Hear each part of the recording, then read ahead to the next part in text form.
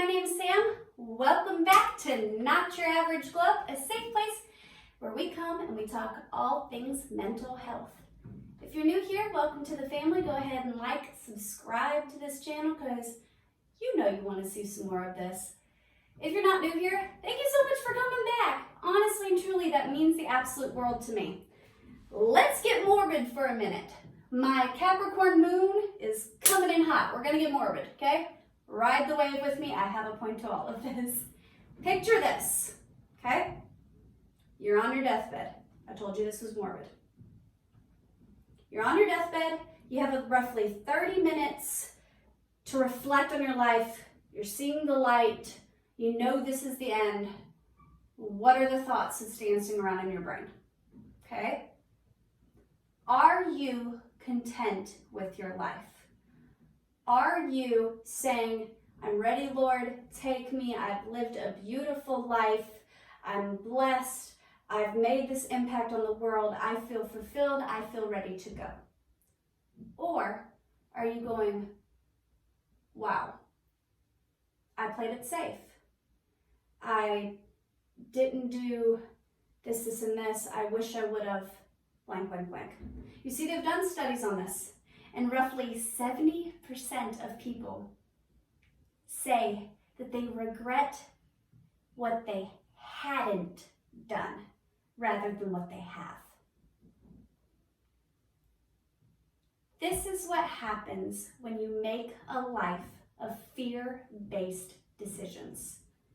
What does that mean? Let me lay it out to you.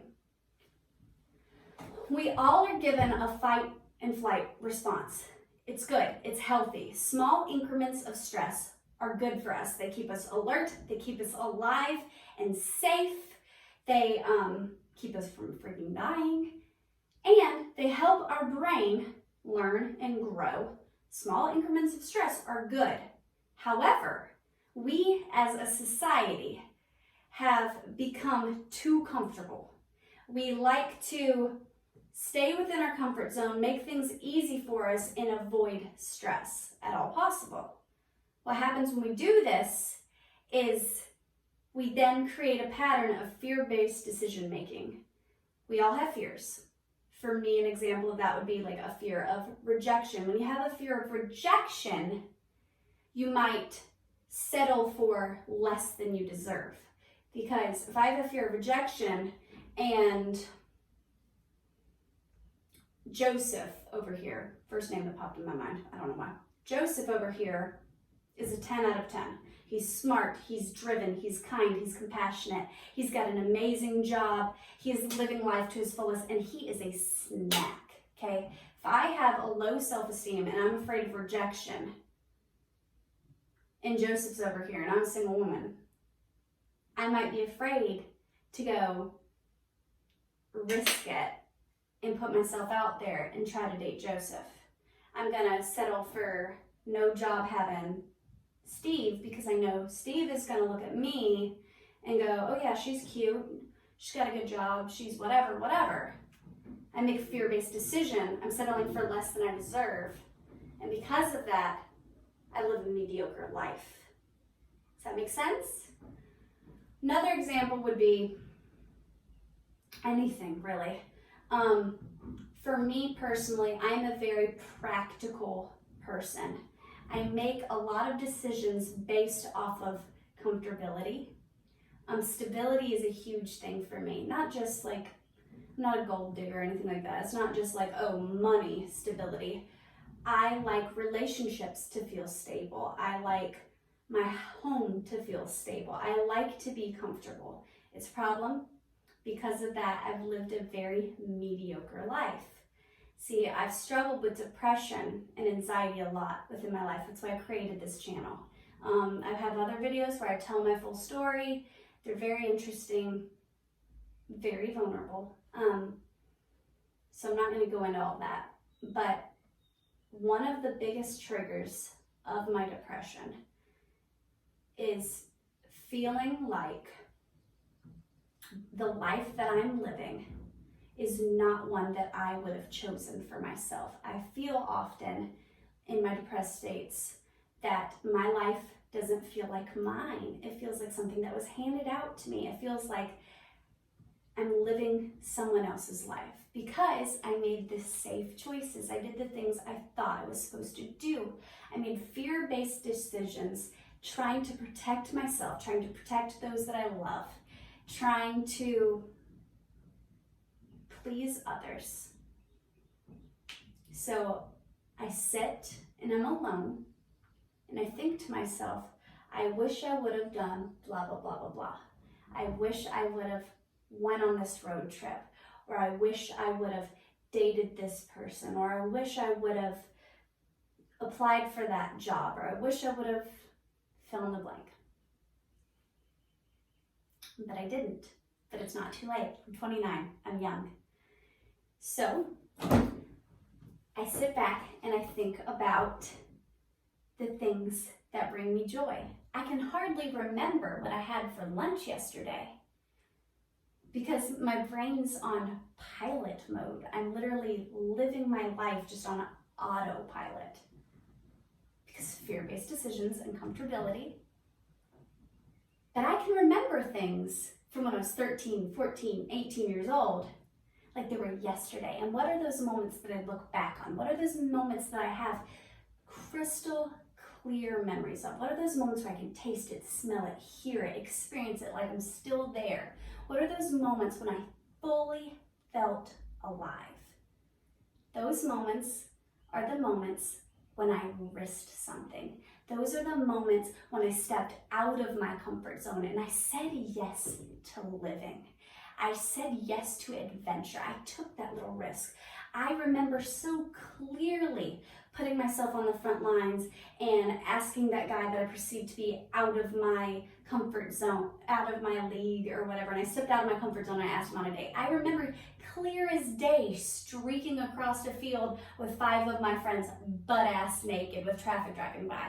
I remember clear as day sneaking out of my house and skinny dipping in the middle of the night. I remember clear as day all of these tiny little increments of rebellion. I'm not saying go buck wild. I'm not saying live a selfish life or a sin-filled life. I'm saying say yes to living. What is a life of fear-based decisions but a mediocre one? What is on the other side of fear? I'll give you the answer. The other side of fear is a life worthy of living, one that you're gonna look back on, one that you're gonna remember. So I challenge you, say yes to discomfort. Say yes to living your life. I want to introduce something. I have not yet done this. It's something new that I'm trying to do. I really enjoy tarot. Tarot oracle cards. It's something that I do for myself. This is not a political channel and it's not a religious one. I am in no shape, way, or form trying to throw my religious beliefs down your neck or whatever. That was my lesson for the day. If tarot makes you uncomfortable, click off of it, because my channel is not a tarot channel. But I have always been a practical person with spiritual belief systems. I believe in God, I believe in the universe, I believe in angels and ancestors and all that. And I believe in prayer and meditation. It's always been difficult for me to pray and communicate with God and gain clarity. So something that I've done that has helped my mental health and helped me in my spiritual walk is tarot. It's my way of connecting with the universe and getting some guidance and some clarity so that I might have trust and faith in the unknown. So something that I wanted to try to do, and this is my first time doing it, and I won't get into this big long explanation every single time, is pick a card at the end of every video for the viewers that might be watching this video.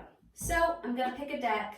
I picked 2 for today, the Starseed Oracle deck and the Blessed Bee deck. Just as an additional message, something that, you know, might bring you peace or clarity. So I'm gonna ask Spirit, angels, ancestors, give me a card, and I'm gonna pick, usually I think I'm just gonna pick one card, okay? So that I can leave you with an additional message, and it's a way to introduce tarot to my channel, which is something I'm very passionate about. If you'd like to see me maybe do a tarot reading on this channel, I might do it on a Wednesday. Comment below if that's something you'd like to see. If not, then I'm just gonna do a daily card. Deep. Ooh, that's good. Emotional healing. That's funny. That's exactly what we were talking about. The card that came up was deep cellular healing. Physical and emotional healing. That's so good. See, I was asking Spirit when drawing these cards for additional messages on what I'm talking about. What blessings are coming their way for these people that are going to take this message into their daily walk? What blessings are coming their way when they decide to say yes to living? A blessing on a journey. This is beautiful. Okay, so the cards that came up are a blessing on this journey and deep cellular healing. It's exactly what I'm talking about. When you say yes to adventure, when you say yes to the unknown, when you stop manifesting a mediocre life by making fear-based decisions, you're embarking on a journey. You're embarking on this beautiful adventure. And, oh God, this is beautiful. And you're allowing yourself to heal mentally, emotional. This is deep cellular healing. When you say yes to the unknown, you're opening yourself up to healing on so many levels. You're going to begin to discover things about yourself.